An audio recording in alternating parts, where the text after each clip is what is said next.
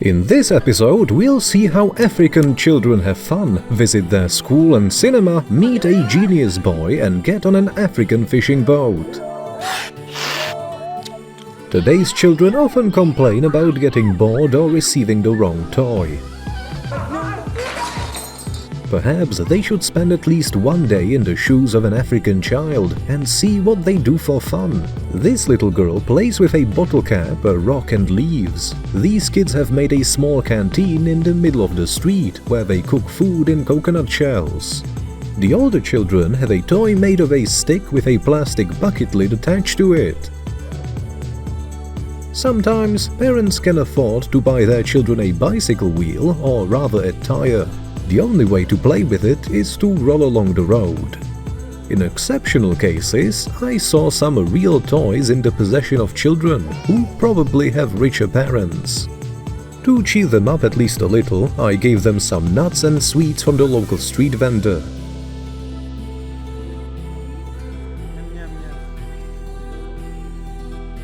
But at one point, the number of children around me became too large. Noticing a bag of candy, they surrounded us, letting us know that they wouldn't leave without sweets. Some kids grabbed the entire bag. I tried to explain to them that they should be more organized and get the candy one by one, but my efforts were futile. Luckily, some guy in a white shirt showed up nearby and helped us distribute the candies evenly among the kids. Pay attention to this boy. He kept trying to cheat and approached us many times from different directions to get extra candy, pretending that he hadn't gotten it yet. Later, when we left that place, he and his buddies randomly appeared in our path, hoping that we didn't remember them. The plan was brilliant, but it failed. I did my best to show them that I had already seen them and knew that each of them had already received their candy and eaten it. That's when I came up with another way of entertaining them. I asked the kids to stand together and took a photo on my smartphone. I had a portable printer from AliExpress, so I decided to print the photo right on the street. Look at the children's faces when they see a picture with their image coming out of a piece of plastic. I also took a photo for some local girls. One of them told me she didn't have a single photo of herself. Well, now she has one. Before flying to Africa, I went to the store and bought almost half a suitcase of pencils and pens for local school children. Most African schools look like this long building, and some of them don't even have doors. The only equipment they have is chalk, a blackboard and a mat on the floor for the children to sit on. Chairs and desks are considered a luxury and can be found in very few classrooms. As far as I understand, this school is for rich families, so it is equipped with furniture. The teacher claimed that his students were very smart and asked one of them to solve a simple equation. The boy seemed to fail the test, and if we went in the classroom, the teacher might have used a pointer for a slightly different purpose. It may be hard to believe, but in this village I happened to visit a school located right by the ocean. During breaks, kids could enjoy the beautiful views and some of them even swam in the water. Right next to the beach, I spotted a boy carrying a school bag with a princess printed on it. I asked him to show me the contents of the backpack, and there was a notebook with various notes and assignments. Not bad. It's pretty much what my school notebook looked like when I was a kid. Since unlike the other kids, he at least had a backpack and a notebook, I decided to present him with a fancy pen. But that proved to be a challenge. As soon as I handed him the pen, the other kids decided to snatch it out of my hand. Anyway, I managed to dodge their attacks and give the poor guy the pen. Obviously, I would love to bring a gift for each of them, but there were too many children around, and my supply of pens and pencils was quickly depleted. There are lots of children in Africa. All parents strive to have at least 4 or 5 children in order to make their old age easier. After all, the more children they have, the more help they get. While driving through the countryside, I saw a site where youngsters were making bricks for the construction of houses for the richer Africans. I offered them several bottles of water to show me the production process, and they gladly agreed. Two of them manually filled a huge drum mixer with dry soil and added a little water to make it wet.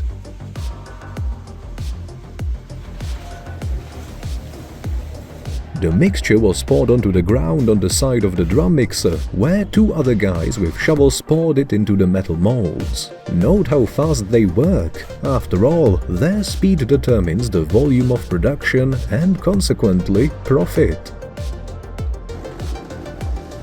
The filled molds were placed under a metal press, and then a fifth guy with a long cart came into action. It was time to lift the molds and expose the finished bricks. He effortlessly picked the bricks up and carried them to the site.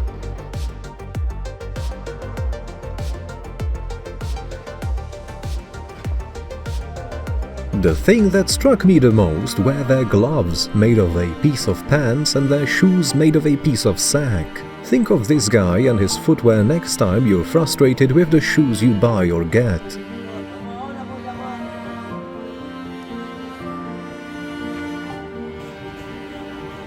The next day, I noticed the seam on my t-shirt has ripped open, so I decided to ask a local man with a sewing machine for help. He claimed it wasn't a problem for him, and he would do his best, so the result would be even better than factory made.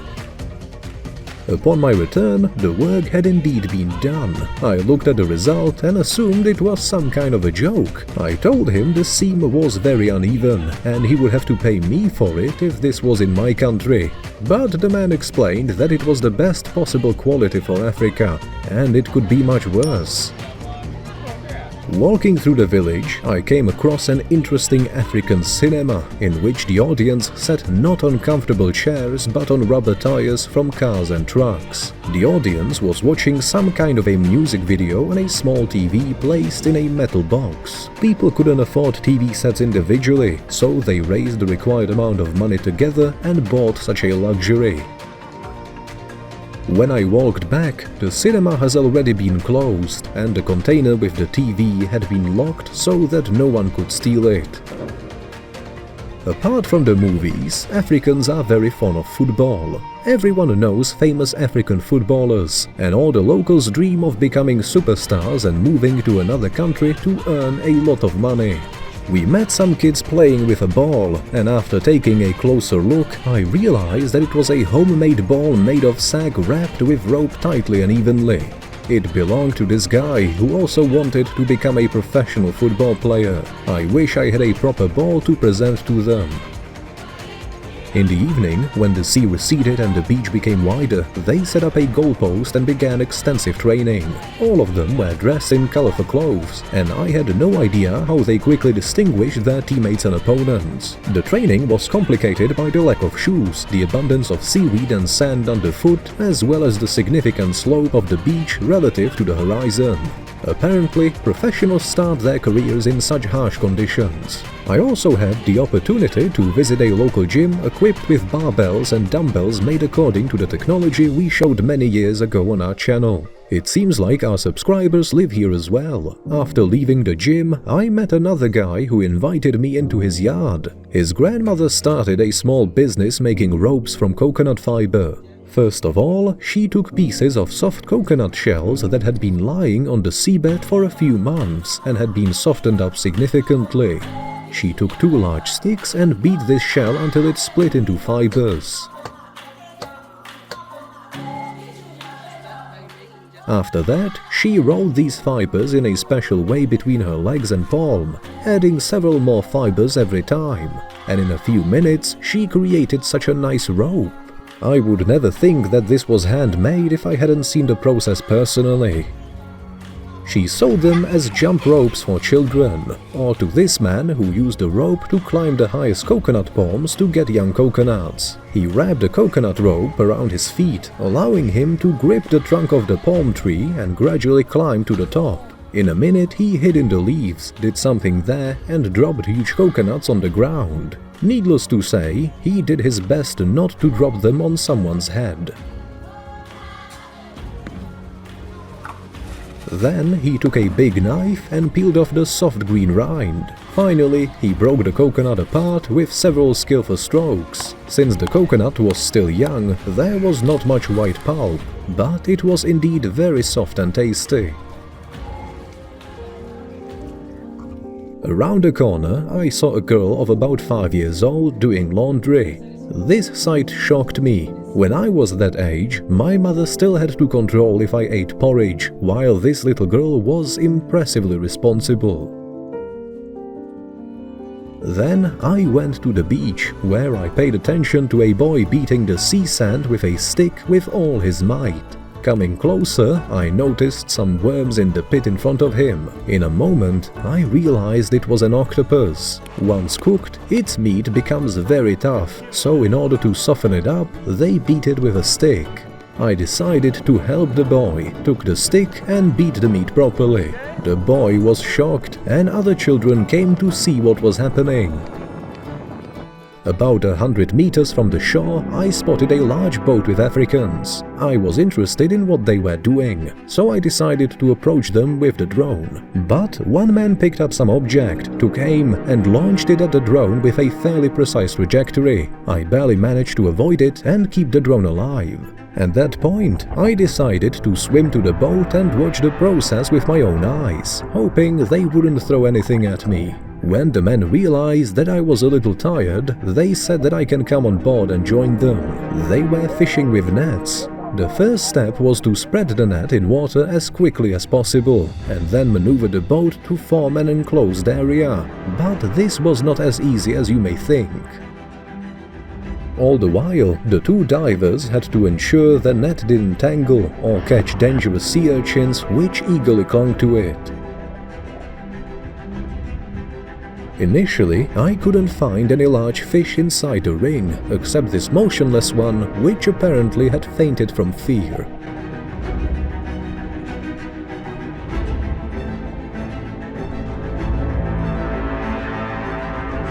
The ring kept getting narrower, and at one point I observed a school of rather large fish rushing from one edge to the other, looking for openings through which they could slip away.